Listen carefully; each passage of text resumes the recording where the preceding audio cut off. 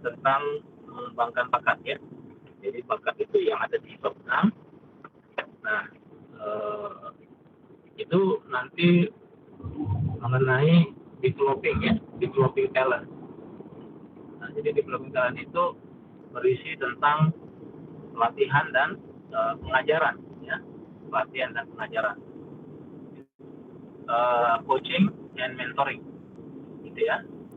Nah, kemudian nanti di situ akan dijelaskan mengenai apa yang harus dilakukan dalam pengajaran ya, atau mentoring. Nah, jadi mentoring itu dia mengenai pengalaman ya. Jadi proses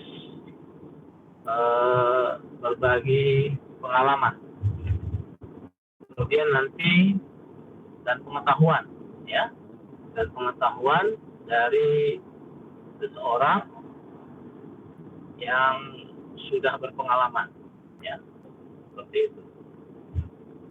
Nah, kemudian nanti disebut dengan binder dan dead, jadi yang sudah pernah melakukan hal tersebut kepada seseorang ya, yang ingin belajar. Jadi ini masih berkaitan dengan sumber daya manusia ya. Nah, sumber daya manusia. Kemudian yang ingin belajar di bidang tersebut. Nah, kata kuncinya adalah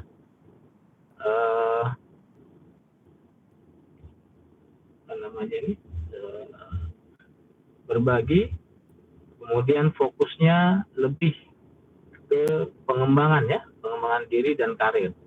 Jadi perubahan-perubahan itu akan diberikan dengan adanya perubahan pengembangan diri ya, atau karir. Jadi selalu harus disertai dengan pengembangan diri dan karir. Nah, perubahan-perubahan itu juga tidak harus menunjukkan yang ekstrim ya, atau extraordinary. Jadi tidak ada seperti itu. Ya, jadi ini masih berkaitan dengan pengembangan diri dan karir. Nah, kemudian seorang mentor itu biasanya adalah seorang yang memang sudah berpengalaman di bidangnya. Ya, jadi dia tentu tidak sembarangan atau memberikan mentoring, tidak hanya sekedar mentor, tapi dia sudah melakukan, ya tentu dia sudah melakukan karena dia sudah pernah melakukan hal tersebut, ya. Sehingga dia memberikan tips ya, memberikan tips dan saran. Nah, sehingga akhirnya bisa mempercepat proses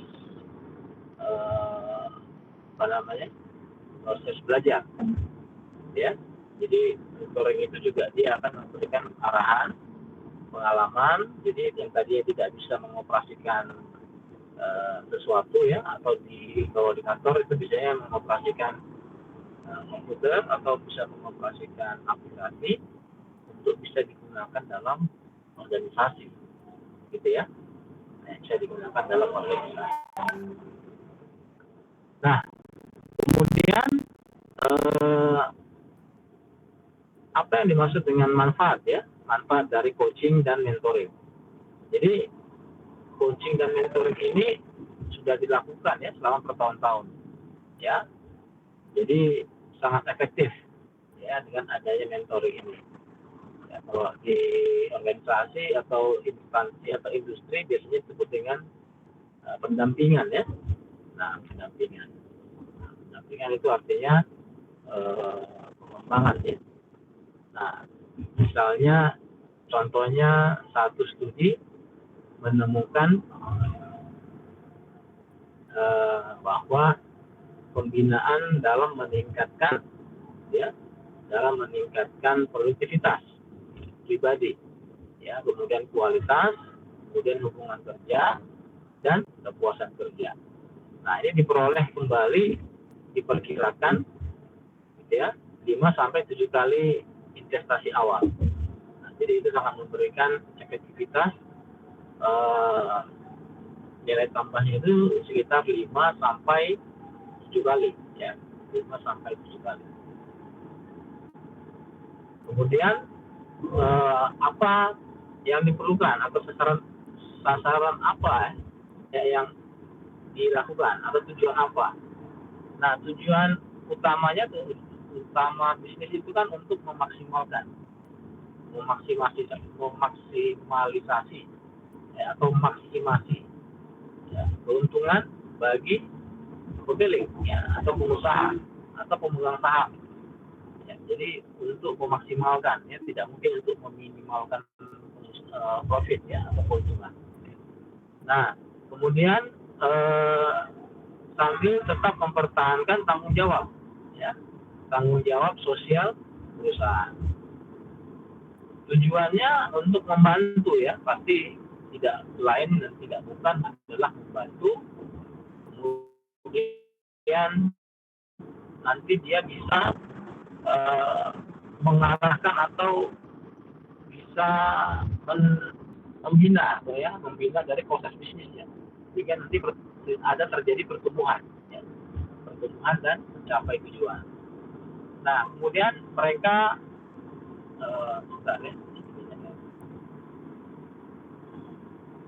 kemudian menetapkan tujuan ya, kemudian nanti ada yang disebut dengan proses perencanaan ya,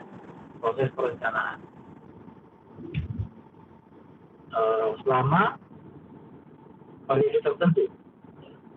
Nah, jadi itu yang harus diperhatikan. Kemudian tujuannya memberikan arahan bisnis ya, kemudian membantu mengukur hasil ya. Jadi mengukur hasil ada 4 kunci ya yang terperinci. Jadi yang penting yaitu pertama, ukur kesuksesan ya. Organisasi yang baik harus selalu berusaha untuk meningkatkan atau menumbuhkan atau memberikan pertumbuhan dan menjadi lebih efisien. Nah, jadi intinya seperti itu ya, menjadi lebih efisien. Nah, kemudian menetapkan tujuan ya, memberikan cara yang paling jelas ya, yang paling jelas untuk mengukur keberhasilan sebuah usaha. Nah, yang kedua yang disebut dengan kohesi ya, kohesi kepemimpinan. Nah, kohesi kepemimpinan ini menetapkan tujuan ya, dan memastikan bahwa semua orang memahami ya. Nah, jadi apa yang dipahami yaitu tadi yang sedang dicoba atau dicapai oleh organisasi ya. Begitu ya. Nah, kemudian yang ketiga adalah pengetahuan ya. Pengetahuan adalah sebuah kekuatan.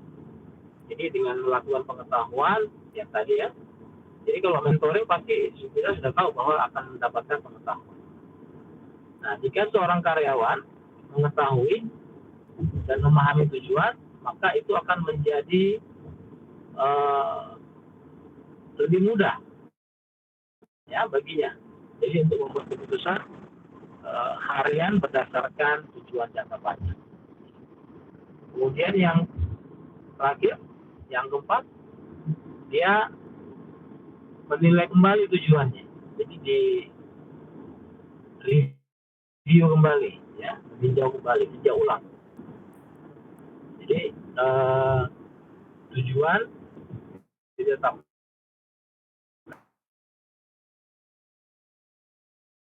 kemudian mereka memantau secara teratur ya. Nah, kalau di instansi atau di industri biasanya monitoring ya, atau monitoring dan evaluasi. Kenapa diperlukan monitoring dan evaluasi? Karena apa yang sudah dilakukan tujuan itu kan harus dimonitor, sudah tercapai belum ya tujuannya. Kalau tujuannya belum tercapai, berarti ada sesuatu yang belum tepat ya. Jadi ada sesuatu yang belum tepat, artinya perlu melakukan ya, kemudian melakukan sesuatu yang tinjauan ulang gitu ya. Karena dengan melakukan tinjauan ulang, atau monitoring evaluasi itu akan memberikan manfaat tersendiri. Ya, jadi misalnya tujuan tahun ini lalu ternyata dia hanya untuk menargetkan di bagian divisi X misalnya kan. Nah, kemudian dia melakukan monitoring, oh ternyata setelah melakukan divisi X, ternyata ada lagi yang harus diberikan atau ditambahkan di divisi X tersebut. Nah, kemudian melakukan evaluasi dengan cara memberikan tambahan lagi, ya tujuan apa yang harus diberikan di divisi atau departemen X tersebut supaya tujuan itu bisa benar-benar tercapai. Nah, itu yang namanya monitoring dan evaluasi. Nah, jadi salah satu manfaatnya adalah atau 4 kunci sukses tadi itu yang 4 tadi ya. Ya, yang pertama tadi ukur kesuksesan, ya. Nah, bentar ya.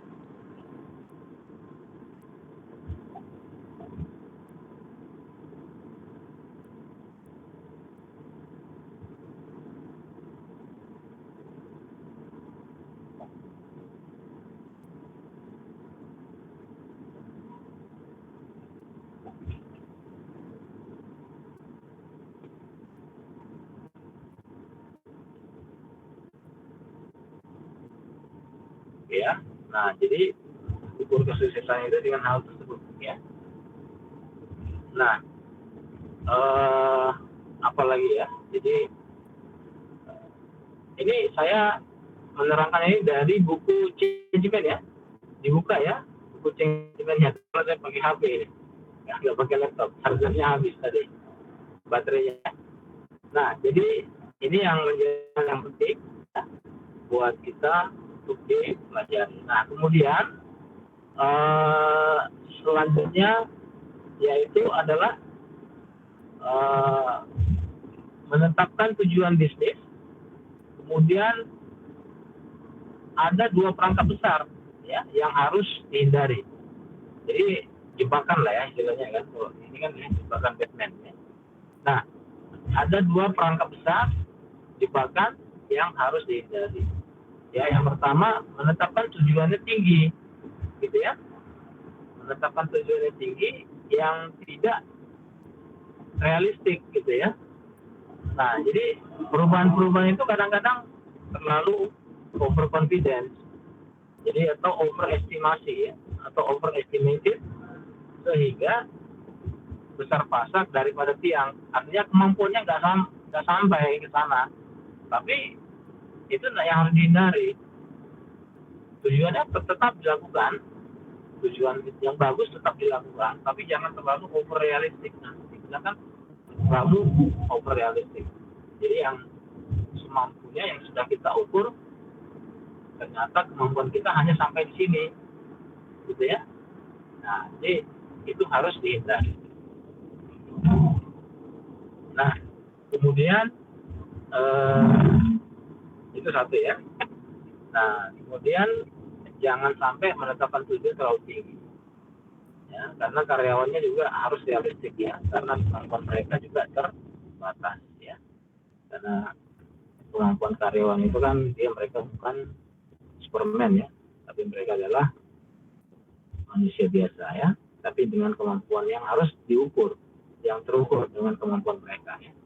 Nah, kemudian menetapkan tujuan yang kabur. Jadi sudah buat tujuan tapi kabur. Nah, itu harus dihindari. Ya, perangkap besar ini ya. Jadi tujuan kabur itu kan seolah-olah benar tapi tidak ada gitu ya, atau disebut menetapkan tujuannya kabur. Ya. Nah, kemudian itu ya. Kemudian jangan juga yang nomor 2 tadi kan tujuannya jangan kabur dan ambigu ya. Nah, jadi tujuannya itu yang tidak cukup spesifik ya, atau tidak mengarah ya, tidak mengarah dan tidak berguna ya. Nah, kalau tidak, jadi kadang-kadang kan kita harus tahu tujuan ini masih bentuk wacana, jadi kabur dan tidak jelas, atau disebut dengan ambigu ya. ambigu. Jadi tujuannya itu nggak jelas. Nah, kalau udah tujuannya nggak jelas, mau yang dilakukan apa kan nggak tahu juga gitu ya. Nah, jadi itu salah satu apa eh, ini kita ya, target-target kita dalam sistemasi perubahan-perubahan yang bisa kita lakukan untuk melakukan perubahan peningkatan kemampuan diri dan pengembangan diri di karyawan. Ya, ini terkait dengan hal tersebut ya. Nah, kemudian ini salah satunya ya. Nah, kemudian bagaimana mengukur dan menetapkan tujuan ya? Mengukur dan menetapkan tujuan.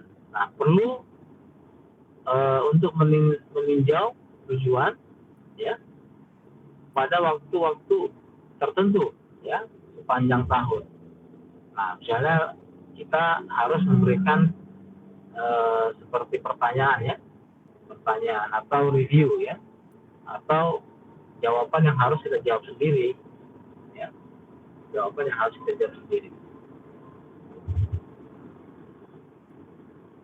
ya. Nah, kemudian pertanyaan-pertanyaan itu misalnya begini ya, apakah bisnis tepat gitu ya, apakah bisnis tepat sasaran. Nah, jadi kalau bisnis tepat sasaran untuk mencapai tujuan ya. Kemudian yang kedua, apakah arah kursus diperlukan ya untuk membuat bisnis lebih dekat untuk mencapai tujuan. Gitu ya, itu yang nomor 2 ya. Nah, yang ketiga, apakah tujuan ya, apakah tujuan masih relevan ya. Relevan itu artinya apa? Relevan itu kan masih nyambung ya. Kalau dalam bahasa Indonesia kan dibilang relevan ya, apakah masih nyambung ya dengan dunia bisnis yang terus berubah. Nah, jadi sesuai dengan perubahan yang sedang ada di dunia bisnis ya. Nah, itu tidak boleh kita kiri ya. Nah, itu yang salah satu yang harus kita cermati. Nah, kemudian ini ya, rekrutmen karyawan berbakat ya, talent application stages. Nah, talent application stages ini kan tidak mudah ya, karena yang mengurusin rekrutmen kan biasanya kan sumber daya manusia ya, HRD ya, atau manajer SDM. Nah, dia harus bisa mencari karakteristik yang sangat spesifik dan mengikuti strategi ya dan prosedur ya, prosedur yang jelas. Nah, karena pengetahuan adalah kekuatan yang tadi ya di awal tadi kan, pengetahuan adalah kekuatan seperti yang kita ketahui ya. Nah, jadi itu kadang-kadang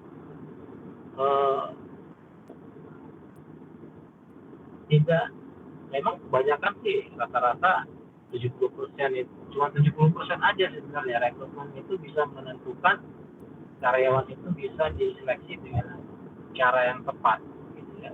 Sisanya ya memang benar juga harus benar-benar adanya seleksi di dalam proses setelah di dalam gitu ya. Makanya ada dengan masa percobaan. Nah, masa percobaan itu kan namanya kan probation ya, namanya juga probation, berarti dia harus di luar dari teknis yang dia ketahui atau non teknis ya. Nah, misalnya orang manajer gitu ya, kadang-kadang kan dia kalau teknis udah paham ya, dia sudah mengetahui itu teknisnya.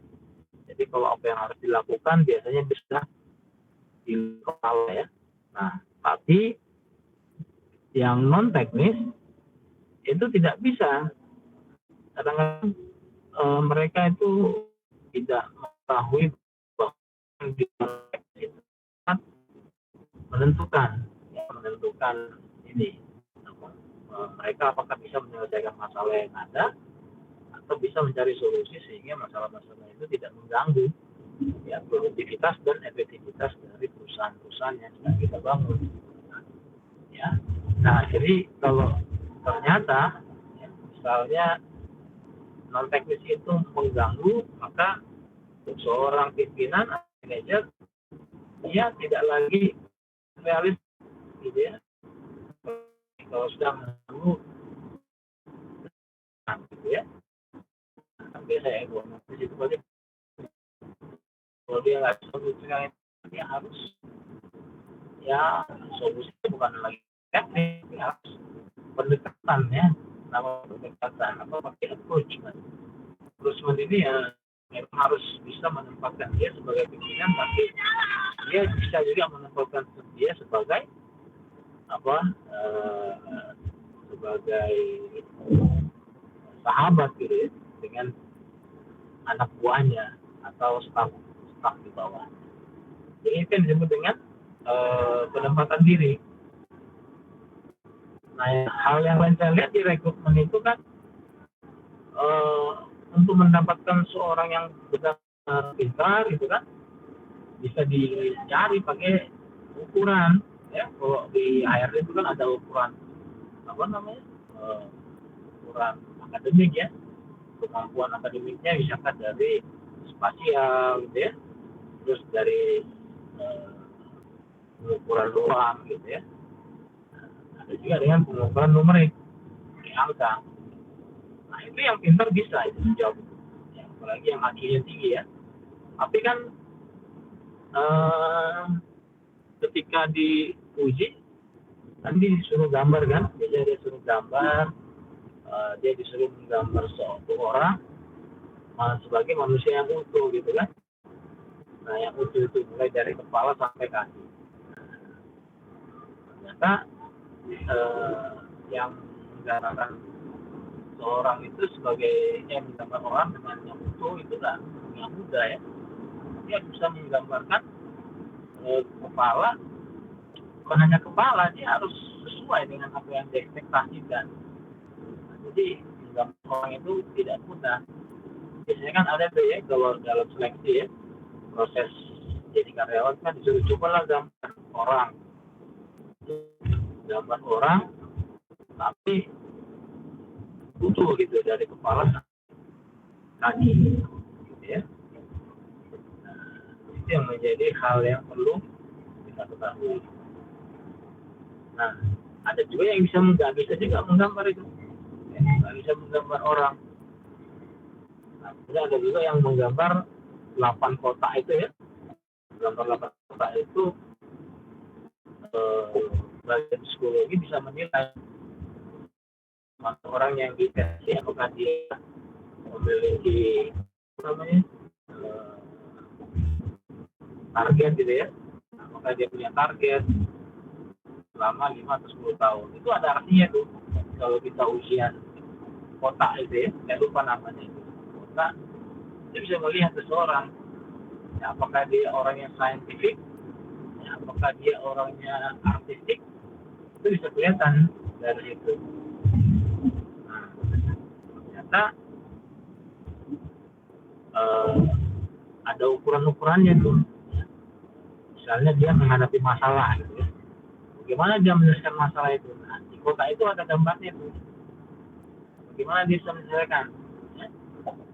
Nah, terus kalau ada konflik, bagaimana dia menyelesaikan konflik? Nah, di situ ada kotak itu. Kalau kalian browsing di Google, coba cari makna kotak ujian dalam seleksi karyawan ya. Dan itu ada makna-maknanya. Kalau ada tanda titik satu itu di tengah itu kan berarti dia bisa mampu ya atau memiliki kemampuan untuk menetapkan tujuan atau goal. Nah itu maknanya itu tuh. Nah jadi gambar aja tujuan atau panah, gambar panah, terus gambar lingkaran di tengahnya, terus tekan panah yang sudah masuk di titik tersebut. Nah itu pasti lulus tuh karena itu nilainya tinggi. Ya. Nah, Terus ada juga yang misalnya jarum ya.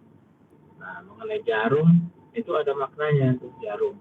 Jadi dia bisa apa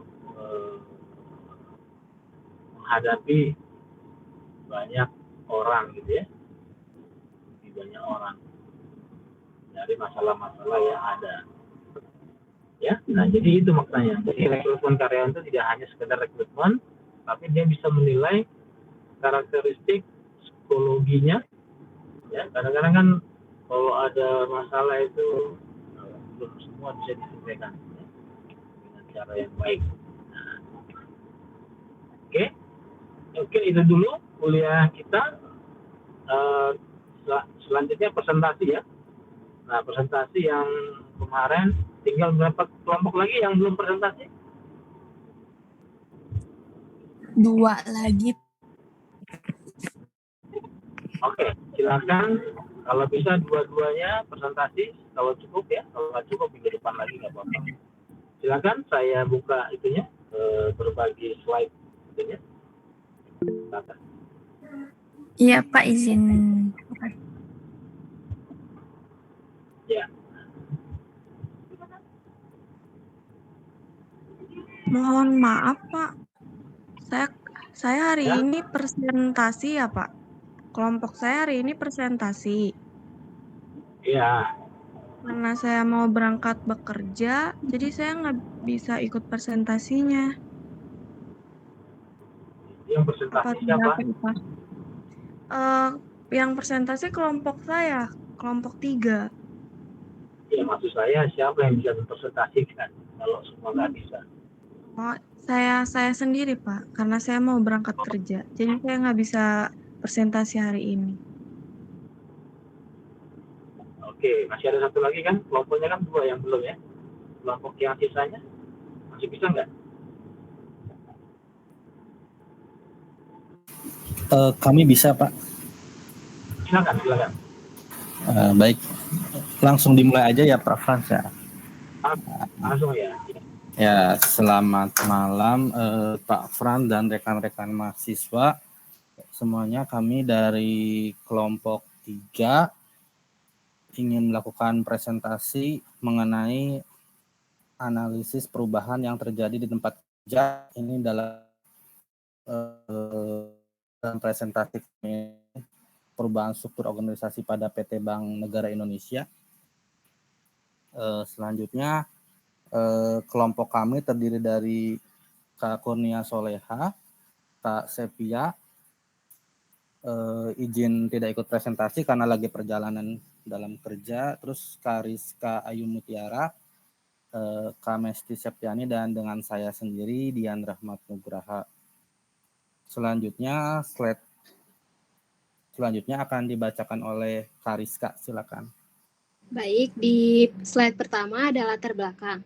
Perubahan struktur organisasi di PT Bank Negara Indonesia diperlukan untuk memastikan efisiensi dan juga fleksibilitas perusahaan yang mengacu pada perubahan dalam pemisahan kegiatan pekerjaan antara satu dengan yang lain.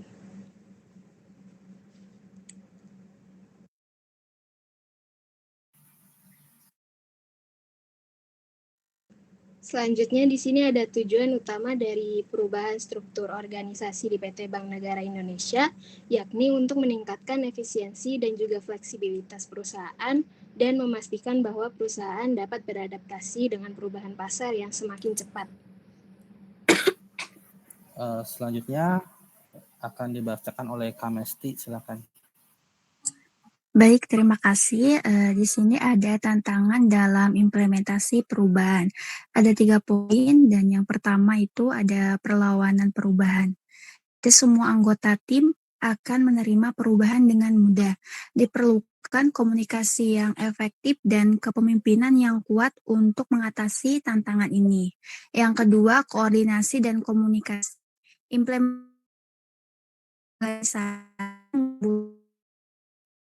baik antar komunikasi yang jelas. Yang ketiga, pelatihan dan pengembangan. Struktur organisasi mungkin memerlukan keahlian seperti perubahan. Lalu di perubahan struktural organisasi Bank BNI. BNI tahun 2023 melakukan perubahan organisasi dinamakan OY, New Way of Working. Struktural akan membawa perubahan besar dalam hierarki manajemen tim hingga Jawa termasuk karyawan. Selain itu, diharapkan dapat dukung kolaboratif yang akhirnya bertujuan untuk mendukung lingkungan kerja yang baik, pencapaian bisnis secara berkelanjutan. Saya kembalikan kepada moderator. Terima kasih. Selanjutnya untuk perubahan yang dilakukan oleh BNI sendiri ini perubahan dalam internal kantornya. Yang pertama, BNI melakukan pembentukan divisi baru. Jadi ada beberapa divisi baru, tujuannya itu untuk pencapaian unit bisnis secara berkelanjutan.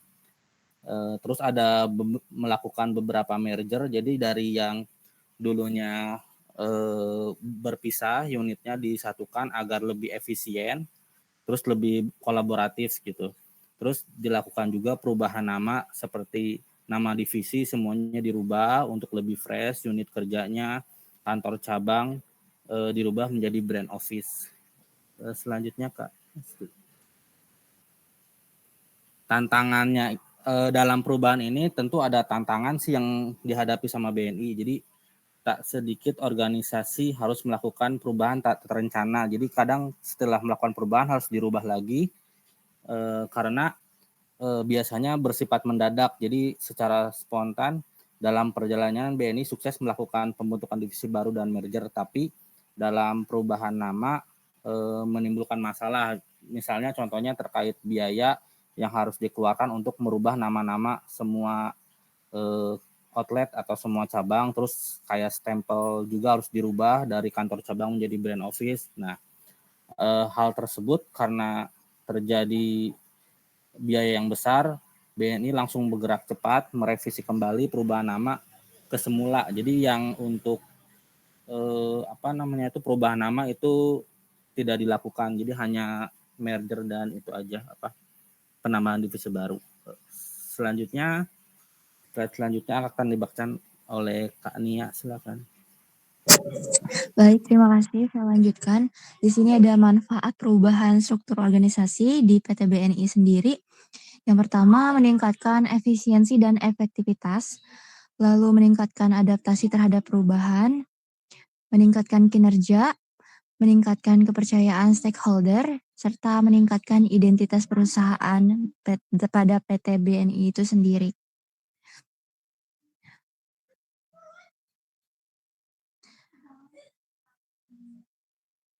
Untuk proses implementasi perubahan sendiri, yaitu terdiri dari tim kerja, komunikasi efektif, dan juga pelatihan serta pengembangan itu sendiri.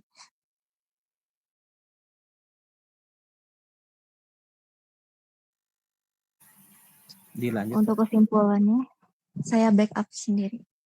Untuk kesimpulannya, perubahan organisasi ini tak akan terjadi dalam sekejap. Tentunya perubahan ini berlangsung cukup lama dan juga secara bertahap.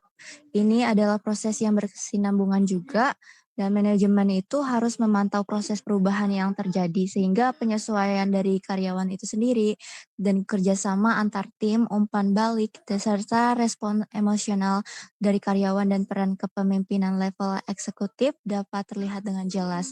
Namun juga untuk perubahan struktur organisasi dapat menimbulkan beberapa risiko atau juga tantangan yang perlu dihadapi, seperti ketidakpastian, resistensi dari karyawan, dan biaya yang tinggi.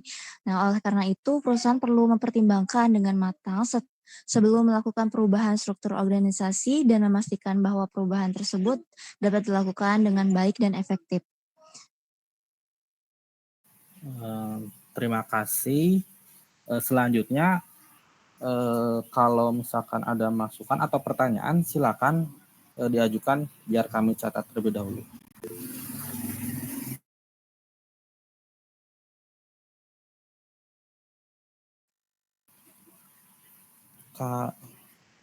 Kak Intan ya? Iya, Silakan Pak. izin bertanya ya, Mas. Saya Intan Tapiani, perwakilan dari kelompok 1. Saya ingin bertanya, bagaimana sih caranya kita mendukung atau menjalankan pola kolaboratif tersebut agar lingkungan kerja kita jadi lebih baik? Caranya gimana? Terima kasih, Mas. Ya, makasih. Kita tampung dulu. Kak Sinta.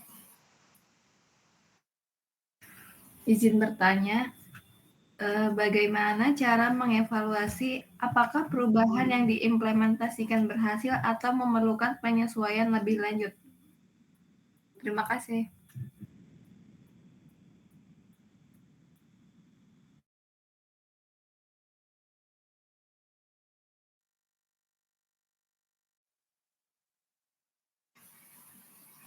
Terima kasih Kak Sinta.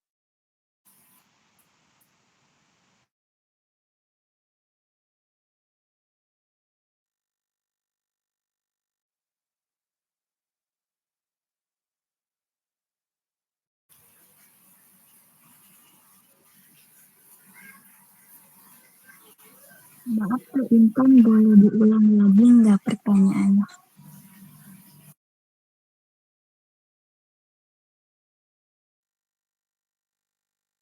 Apa tadi pertanyaan siapa? Pertanyaan dari Teh Intan. Oh iya, tadi pertanyaan saya, bagaimana sih kita mendukung atau menjalankan pola kolaboratif agar lingkungan kerja kita menjadi lebih baik gitu atau baik gitu. Jelas gitu. Jelas Mbak Intan. Jelas. Terima kasih. Kalau tidak ada lagi mungkin kita langsung jawab aja lah ya. Untuk Kak Intan terlebih dahulu ya, pertanyaan pertama, menjalankan kolaboratif sebenarnya sih dalam perusahaan ini, apalagi ada perubahan struktural agar lebih kolaboratif dan efisien, itu yang pertama itu ternyata masalah komunikasi Kak. Jadi kalau misalkan dari atas sampai bawah komunikasinya jalan, itu akan berjalan. Cuman kadang-kadang terputus, misalkan dari direktur ke CEO jalan, nah dari CEO ke manajer itu biasanya kadang suka putus. Nah dari kalau udah terputus dari situ, ke bawahannya juga jadi kacau. Jadi biasanya saling miskomunikasi dan tidak akan berjalan kolaboratifnya. Tapi ketika di satu komunikasikan, tujuannya disamakan, udah dikasih tahu gitu alur kerjanya tuh seperti ini agar lebih efisien dari atas sampai bawah, itu pasti akan terjadi kolaboratif yang sangat baik gitu Kak Intan. Gitu aja mungkin Kak Intan, ada tanggapannya? Cukup Mas, terima kasih Mas. Terima kasih Mbak Intan.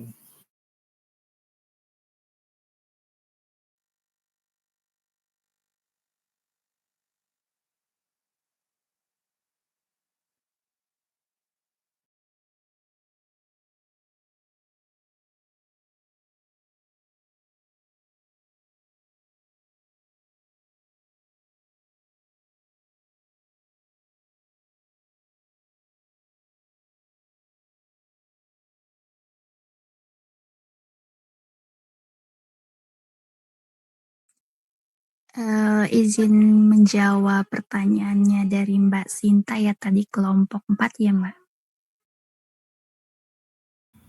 Iya, Teh. Tadi pertanyaannya gini ya, bagaimana cara mengevaluasi apakah perubahan yang diimplementasikan berhasil atau memerlukan penyesuaian lebih lanjut? Iya, Teh, betul. Ya, jadi jawabannya itu terdapat beberapa metode untuk mengevaluasi atau mengukur keberhasilan, yaitu dengan cara umpan balik konsumen, survei karyawan, dan juga analisis produktivitas. Mungkin itu Teh jawabannya.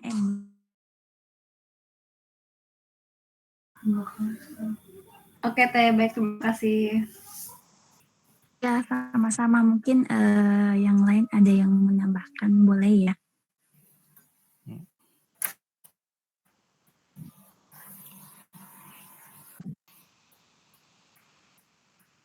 Kalau tidak ada, mungkin Pak Frans gimana Pak? Mohon izin Pak.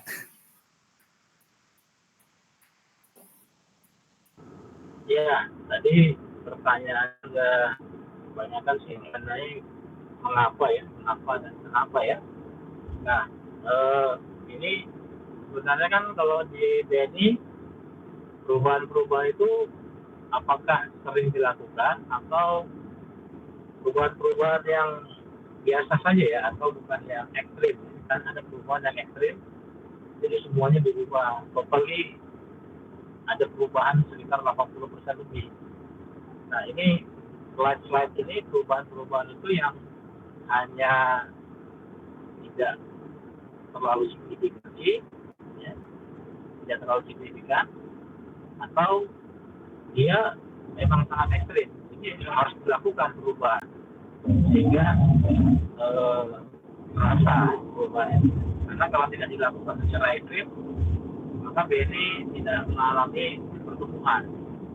Ya, pertumbuhan di sini dalam artian bukan pertumbuhan dalam profit saja ya, tapi pertumbuhan dalam segala lini ya.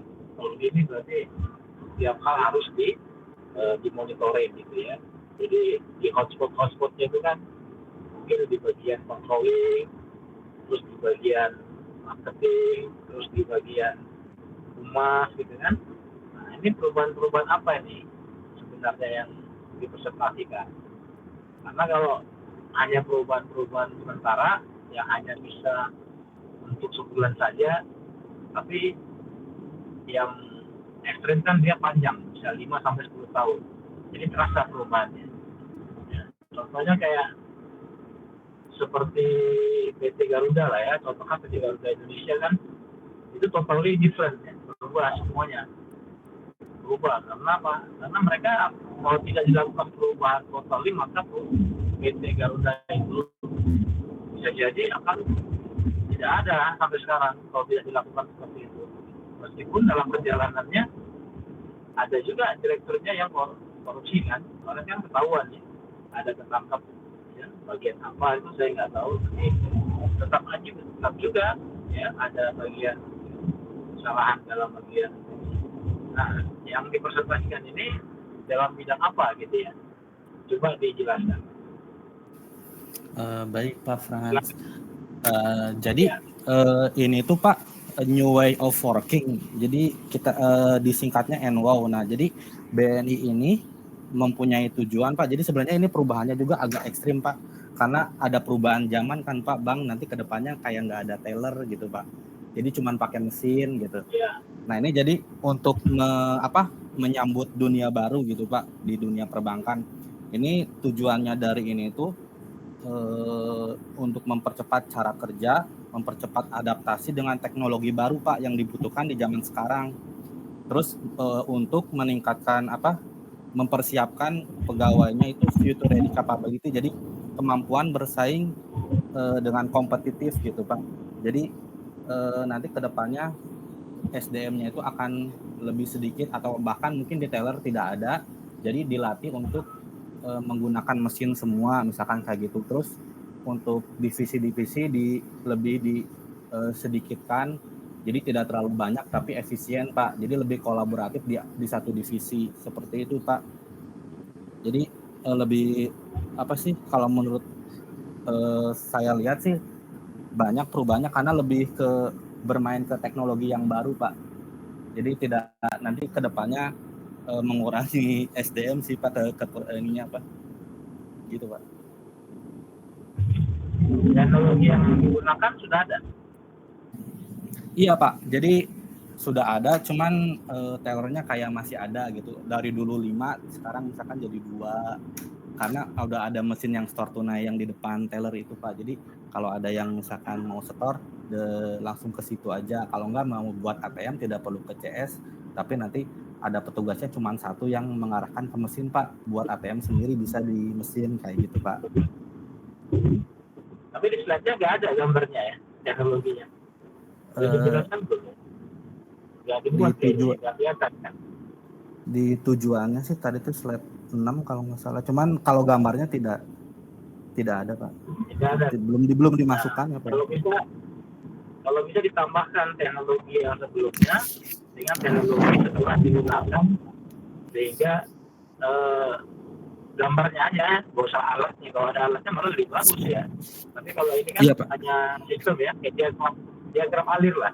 Coba gambarkan diagram alir sebelum dan sesudah. Jadi kalau sebelum kan mungkin dia pakai teller gitu kan, buat aja pakai kotak, teller, terus kasih panah, customer, gitu kan, terus kasih panah, langsung proses transaksi gitu ya.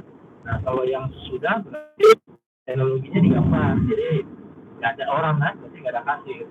Jadi isi kotak di situ buat teknologi informasi dalam kurung apa alatnya kan, nah, baru langsung ke proses transaksi kan, atau transaction proses. Nah, itu harusnya digambar dulu supaya kelihatan. Kan itu yang mau diinginkan kan, perubahan itu kan. Dan sudah ada ya, sudah berlangsung kan ya. Sudah, Pak. Sudah, Pak. Nah, sudah berlangsung cukup bagus ya, karena saya pikir memang bukan hanya perubahan orang ya, atau perubahan karir atau pengembangan diri saja, tapi teknologi juga perlu di-upgrade kan gitu ya. Contoh kasusnya juga, saya kemarin kan ganti ATM ya, maksudnya memperpanjang validasi kan, kemarin kartu ATM saya kan udah habis tuh masanya kan, terus saya ke BCA kan, saya minta ke, kalau dulu kan ngurusnya kan pakai nomor antrian, terus ke customer service-nya bukan yang biasa kan, bukan yang pakai nomor, yang ada pun satu orang itu di meja gitu kan. Nah, lalu nanti diminta lagi itu KTP gitu kan, nah diminta lagi pokoknya banyak lah, bisa sampai 2 jam saya hanya untuk mengganti kartu ATM. Nah ketika kemarin ke Bank BCA, saya cuma minta nomor antrian dari luar saja. Nah ini mau ngapain, ditanya security untuk mau perpanjang kartu ATM karena udah validasinya tanggal bulan 9 kan. Jadi saya dipanggil, tiba-tiba dalam waktu 5 menit saya dibilang nomor 98. Nah, saya belum ke dalam, masuk ke dalam, langsung berhubungan sama bagian teknisi gitu. Nah teknisinya sudah ada di situ di depan ATM. Nah saya kaget, itu apa Pak? Ya ini langsung di sini Pak, kan? Oh gitu. Nah taruh di situ kartu ATM-nya. Nah terus dia bilang, ini caranya begini Pak, langsung gini, Bapak kasih sidik jari ya, sidik jari di situ, tempelkan Pak gitu kan, keras sudah langsung sertif kan, tentu bener kartu jari kan tentu sertif. Terus KTP-nya ditempelin Pak, situ ada alasnya tuh di ATM itu. Hanya dalam waktu 10 detik keluar kartu ATM yang baru. Nah jadi itu kan teknologi kan. Nah teknologi yang ada di kartu ATM di Bank BCA. Di BNI ini, nah, coba tambahkan lagi ya di slide-nya itu supaya kelihatan ya, supaya kelihatan prosesnya itu. Nah nilainya kan dari situ nanti nilai presentasinya. Oke. Nah coba yang pertanyaan yang lain silakan dijawab dari kelompok ini.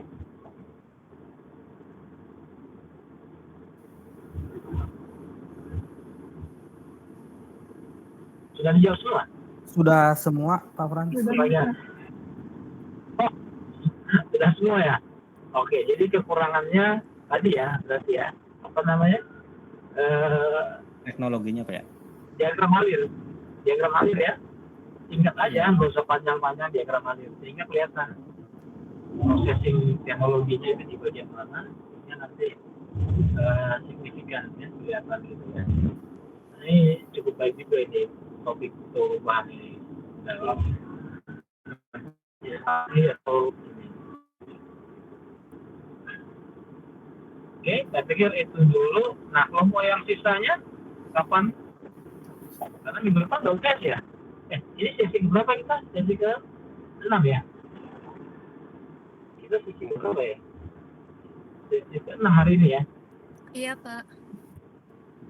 Iya, Sesi ke-6. Berarti minggu depan masih ada sesi 7 ya? Sebelum UTS ya? Iya, betul, Pak. Oke, berarti masih ada satu lagi ya, bisa pertemuan kelompok terakhir. Kalau bisa jangan sampai berhalangan lagi, karena kan kalau berhalangan minggu depannya udah UTS, nilainya nggak ada nantinya. Karena kan nilai UTS itu akan ditambah dengan nilai sebelum UTS. Nah setelah UTS tidak ada lagi presentasi. Presentasi itu tugas yang baru setelah UTS. Nanti saya kasih setelah UTS ya. Nah, makanya kalau bisa sebelum tes, silakan dipresentasikan. Ya, kalau masalah ada urusan dengan kerjanya ya nggak masalah, tapi presentasi kan nggak lama ya, paling cuma 20 menit. Paling kamu ke kantor, nyampe di kantor kan buka laptop bisa presentasi kan. Nah, tapi kalau ini ya jangan sampai nggak jadi, karena nanti yang merugikan bukan saya tapi mahasiswa. Kemarin ada mahasiswa ya, saya nggak sebutin namanya, nilai sudah keluar dan nilainya sudah masuk di KRS, tiba-tiba WA ke saya, dia bilang, Pak, nilai saya kenapa 30, gitu kan. Nah, 30 karena dia kirim lewat Google Classroom. Nah, tentu saja sudah saya periksa kan. Nah, nilai yang saya kirim itu 30, artinya memang tidak mungkin saya kasih 30 karena sesuatu yang excellent gitu ya. Pasti ada sesuatu yang tidak excellent atau bahkan yang tidak ada jawabannya. Makanya nggak dikasih 30. Kemudian dia bilang, Pak, nilai saya belum ada karena saya mau seminar proposal. Ya, tapi saya bilang belum seminar proposal kan itu beda kasusnya dengan nilai mata kuliah. Mata kuliah kan kalau nggak lulus, dia dapat D, dia mau supaya lulus, supaya bisa seminar proposal. Dia bilang kalau yang dapat nilai D ya mau diapain lagi. Nah, saya sebenarnya tidak mau mempersulit. Akhirnya saya kasih tugas untuk diselesaikan dalam waktu sih, bisa kapan saja, tapi asal dikumpulkan dan tidak boleh plagiarisme, harus dibuat dalam bentuk 15 halaman. Studi kasus di Rempang ya, di Riau sana itu yang masalah PSN ya. PSN itu kan proyek strategis nasional yang terintegrasi dengan daerah. Jadi kalau masyarakat yang daerahnya atau rumahnya terkena untuk daerah pesawat proses proyek strategi nasional, maka akan ada ganti rugi ya. Jadi saya suruh dia mengerjakan itu. Nah, jadi jangan sampai nilai nanti udah masuk gitu ya, terus tiba-tiba datang, Pak, nilai saya kenapa 30 gitu. Kan itu kan udah lewat 3 bulan udah ya setelah kemarin UTS itu. UAS itu ya, tapi tiba-tiba datang bilang nilainya, harusnya kan dia tahu bahwa nilai dia itu nggak lulus, baru nanya ke saya, jangan udah mau seminar baru minta ke saya kan, supaya dikasih tugas. Kalau saya masih ada ini, sulit, tapi hal yang lucu ya, kalau dia datang tiba-tiba minta supaya bisa seminar proposal itu. Nah, jadi dia bilang nilai saya 30. Kan harusnya kan sebelum seminar proposal dia jangan bahas seminar proposal, tapi menanyakan, Pak, nilai saya berapa gitu ya, apa yang bisa saya lakukan gitu. Jadi alasannya karena saya mau seminar proposal, nilai saya bisa nggak dinaikkan gitu. Hal yang lucu ya. Jadi saya kasih tugas saja supaya bisa dikerjakan. Ya, mungkin itu dulu dari saya. Ada lagi yang mau memberikan masukan?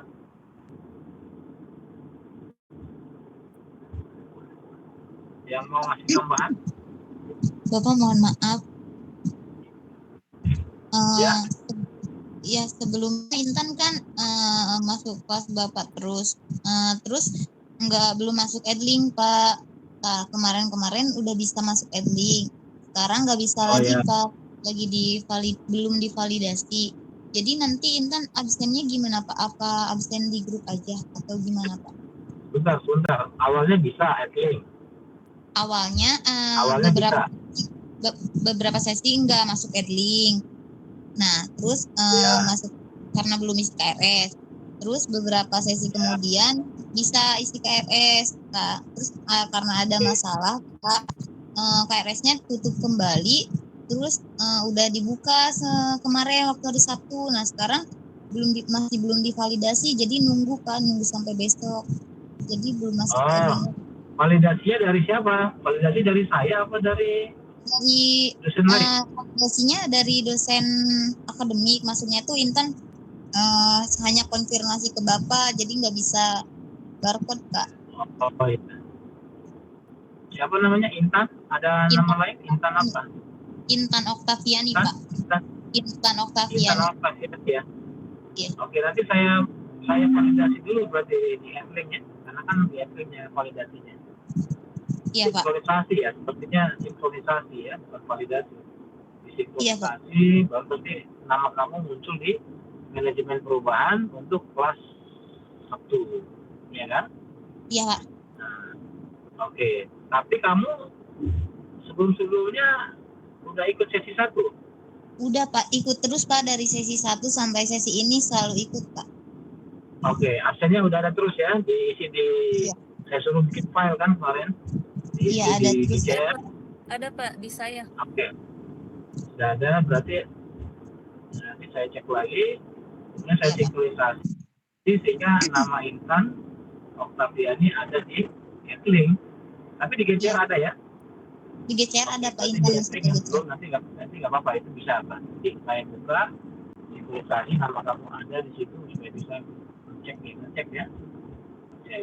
Oh ya, satu lagi tambahannya ya, kalau nanti di handling, itu nanti akan saya kasih video ya, segera dilihat ya, atau dikasih tanda bahwa kalian sudah melihat video itu, karena itu termasuk penilaian, nanti ada nilai dari situ nanti ya.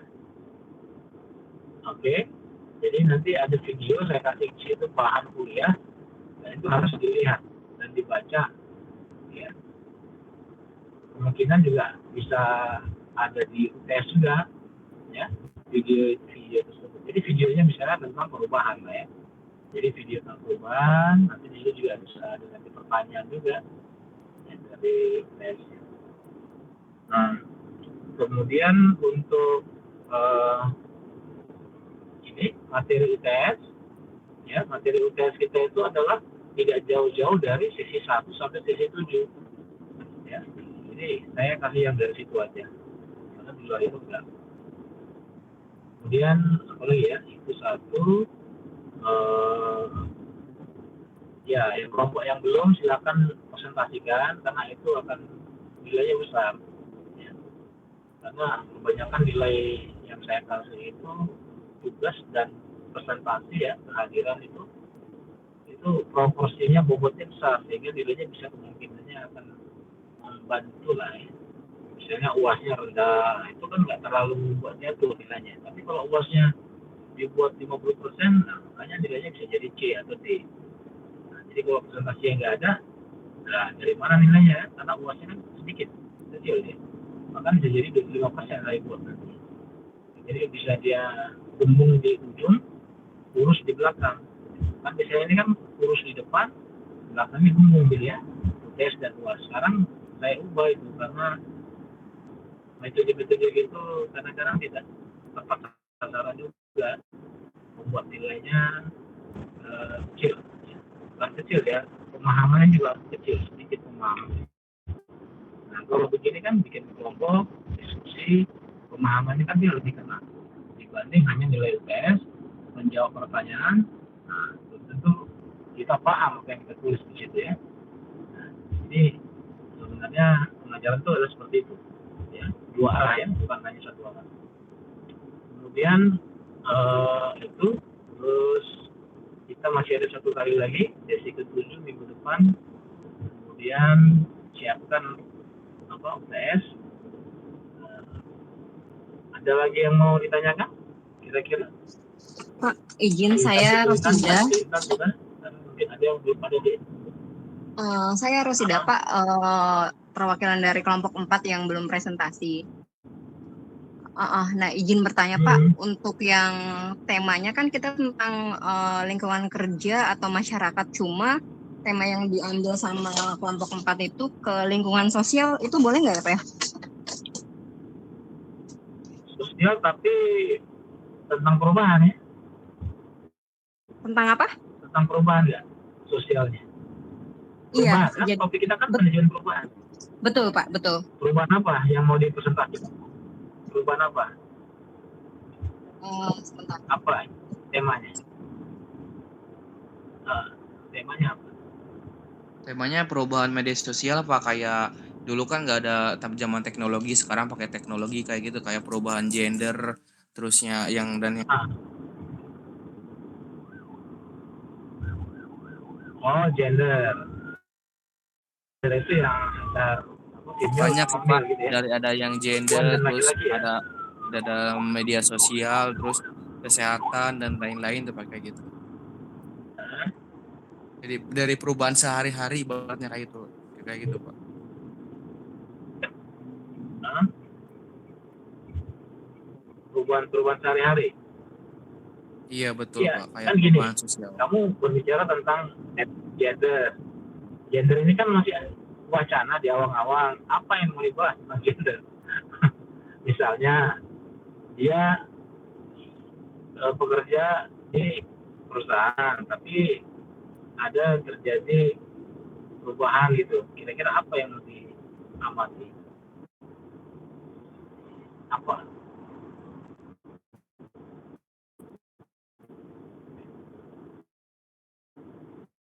Rosida? Masih belum tahu.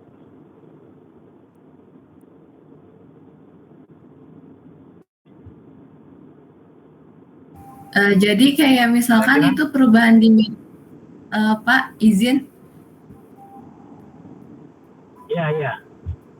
Jadi misalkan itu kan kita ambil dari Ya, perubahan silakan. media sosial gitu ya Pak. Jadi kita harus satu perubahan itu tapi dijelasin lebih jelas gitu ya. Gak boleh kayak misalkan Iya, kayak jadi perubahan media ini doang gitu ya Pak, nggak boleh, harus komplit gitu ya Pak. perubahan media. Iya, jadi kayak dipresentasikan kelompok yang barusan, mereka kan menceritakan bahwa di perusahaan di bank ya, jadi bidang usaha bank ada perubahan. Nah, perubahan apa? Jadi tadinya menggunakan manusia dari menggunakan sebagai pekerja yang transaksi ya, kasir gitu ya. Nah, sekarang dirubah menjadi alat. Nah, alat ini kan teknologi. Nah, berarti berubah kan dari menggunakan manual menjadi digitalisasi. Nah, itu kan lebih dalam, lebih spesifik. Nah, perubahan ini kalau gender apa yang mau terjadi? Ganti kelamin? Atau apa? Enggak Pak, berarti ini ya satu topik yang akan membuat perubahannya berarti enggak apa ya, nggak ngebuyar untuk menciptakan topik baru gitu ya Pak ya? Iya, jadi perubahan apa? Misalnya gini, dalam gender, kita misalnya kalau dalam di apa ya yang paling signifikan ya. Nah, misalnya dalam keluarga lah gitu ya. Dalam keluarga kan dari dulu gitu ya sampai sekarang juga tetap laki-laki sebagai kepala kan. Nggak bisa kita ini kan gender nih. Pokoknya saya harus jadi kepala nih kata ibu-ibu. Kan salah gitu kan. Itu salah meskipun dia lebih tinggi. Tapi kalau di tempat keluarga itu nggak boleh. Laki-laki tetap kepala. Nah, terus mau berubah terjadi perubahan awal. Jadi saya mau berubah. Pokoknya saya ngatur gitu kan semuanya ya. Kamu sebagai perempuan aja sekarang katanya sama suaminya. Nah, nggak bisa kan? Nah, sekarang kita mau